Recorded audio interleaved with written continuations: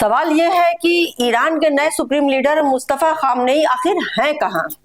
उन्हें पद संभाले करीब 4 दिन हो चुके हैं, लेकिन अब तक वे ना तो किसी सार्वजनिक कार्यक्रम में दिखाई दिए हैं और न ही उन्होंने कोई वीडियो संदेश जारी किया है।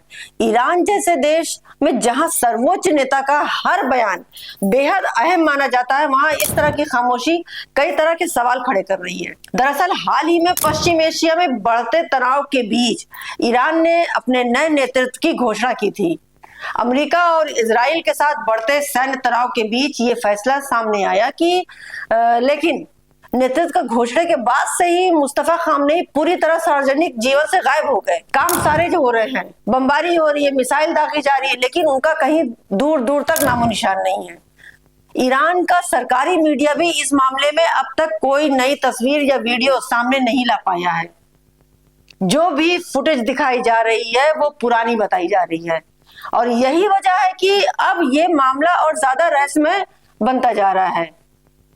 इसी बीच कुछ रिपोर्टर्स में एक और चौंकाने वाला दावा किया गया कि हालिया हमलों के दौरान मुस्तफा खामनेई घायल हो गए थे।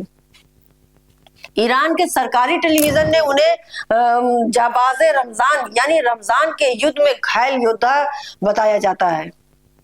हालांकि उनकी चोट कितनी गंभीर है, इसे लेकर अब तक कोई स्पष्ट जानकारी नहीं सामने आई है और न ही ईरान की सरकार ने आधिकारिक तौर पर इस बात की पुष्टि की कि आखिर ये खबर सच है।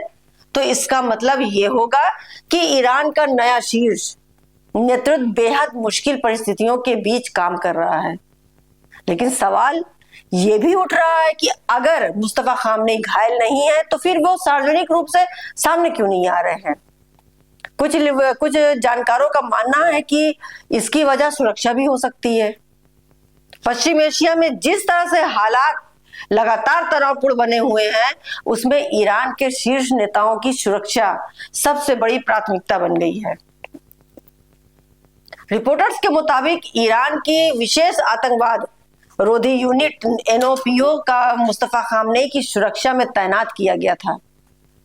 ये वही यूनिट है जो आमतौर पर बदक मुक्ति और बेहद संवेदनशील ऑपरेशनों के लिए मानी जाती है। अगर किसी नेता की सुरक्षा में इस तरह की यूनिट लगाई गई है तो ये साफ संकेत है कि खतरा भी उतना ही बड़ा माना जा रहा है। पश्चिम एशिया के हालात पहले से ही बेहद नाजुक बने हुए हैं। एक तरफ ईरान, दूसरी तरफ इजराइल और इनके बीच लंबे समय से जारी तनाव यानी यूनाइटेड स्टेट्स भी इस पूरे समीकरण को एक अहम हिस्सा मान रहा है। हाल के महीनों में इन देशों के बीच बयानबाजी और सैन्य गतिविधियों लगातार ये गतिविधियां बढ़ती जा रही हैं।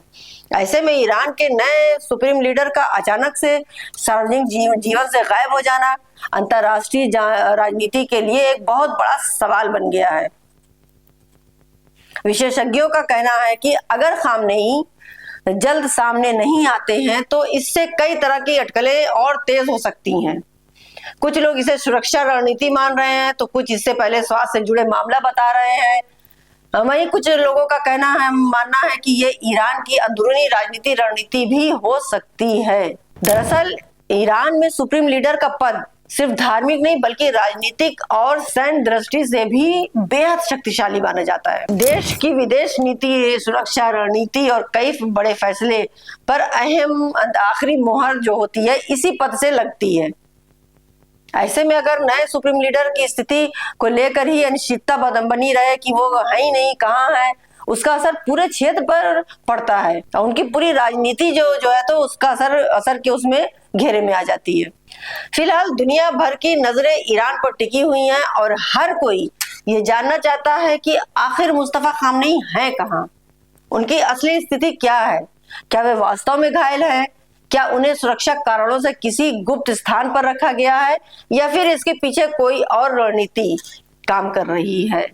इन सवालों के जवाब अब तक मिले नहीं हैं। जब तक ईरान की ओर से आधिकारिक जानकारी सामने नहीं आती, लेकिन एक बात साफ है कि पश्चिम एशिया की रणनीति में ये रहस्यमय आने वाले दिनों में एक बहुत बड़ा मुद्दा बन सकता है। अगर जल्द ही इस पर कोई स्पष्ट जानकारी नहीं दी जाती तो अटकलों का दौर और तेज होगा, ये मान के चलिए। फिलहाल आज के लिए बस इतना ही। दोबारा फिर मुलाकात करते हैं, तब तक देखते रहिए एक्शन डेज और मुझे इजाजत दीजिए। नमस्कार।